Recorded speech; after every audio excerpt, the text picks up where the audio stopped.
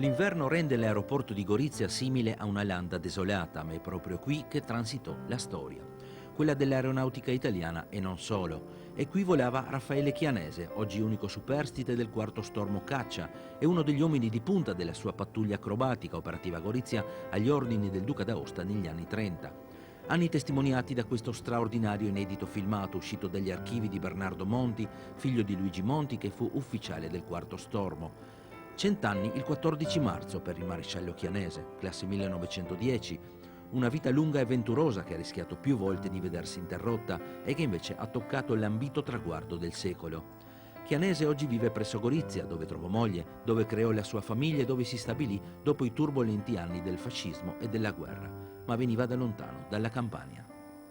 Mio padre veniva da Calvizzano, un paese in provincia di Napoli, da una famiglia di contadini che avevano un certo numero di campi e a un certo punto lui, finite le scuole medie, ha deciso di fare il pilota militare, nonostante il padre si opponesse e non gli ha messo la firma sulla domanda. Dopo il periodo iniziale a Capua, della scuola basica, viene assegnato a Ghedi, la scuola caccia, e poi il primo reparto operativo è Campoformido al primo stormo. Poi solamente nel 1931, l'anno successivo, quando viene costituito il quarto stormo, lui arriva con i primi 64 piloti al quarto stormo di Gorizia. Mio padre fa parte dei primi gruppi, dei primi due gruppi, uno di 12 piloti e il suo di 9 piloti che vanno in Spagna, ovviamente come volontari. Arriva in Spagna alla fine dell'agosto del 1936, combatte e consegue anche 4 abbattimenti riconosciuti. Poi a un certo punto, in una missione nella quale parte con dei problemi del carburante, praticamente l'aeroplano è invaso dai fumi, dai vapori del carburante, gli prende fuoco l'aeroplano, si incendia e deve lanciarsi con paracadute. Viene catturato, interrogato, e lui, come previsto, dà il nome falso. Pochi mesi dopo viene condannato a morte. E all'ultimo momento, prima dell'esecuzione, la Croce Rossa riesce a ottenere uno scambio con altri prigionieri.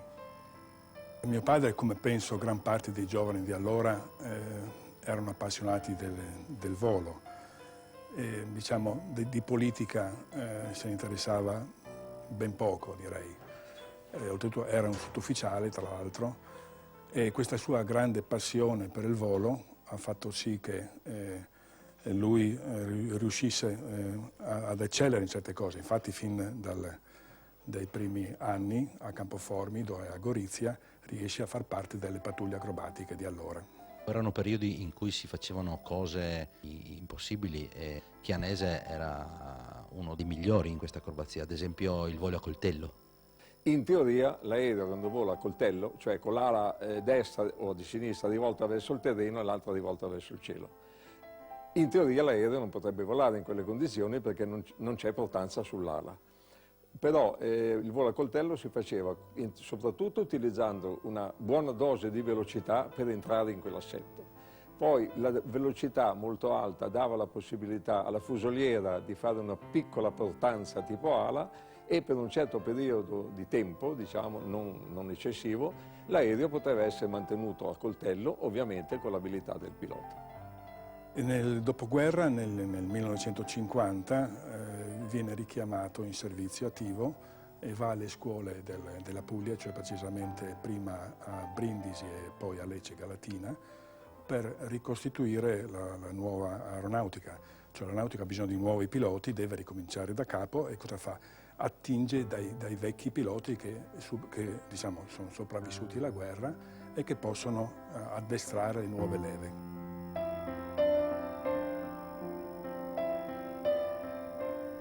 L'Associazione Culturale Quarto Stormo per questa occasione ha dato alle stampe la biografia di Raffaele Chianese, primo e ultimo diario di un pilota del Quarto Stormo, il titolo Ultima fatica di un'oramai sostanziosa collana di volumi dedicati alla storia aeronautica di queste terre. Un centinaio di pagine che raccontano le vicende di tutta un'esistenza, dall'addestramento agli anni di Gorizia, alla Spagna, all'Africa, all'attività come istruttore civile. Vicende che oggi un vecchietto dagli occhi ancora vispi cerca di ricordare con tanta fatica, ma con un orgoglio che gli anni non riescono a scalfire.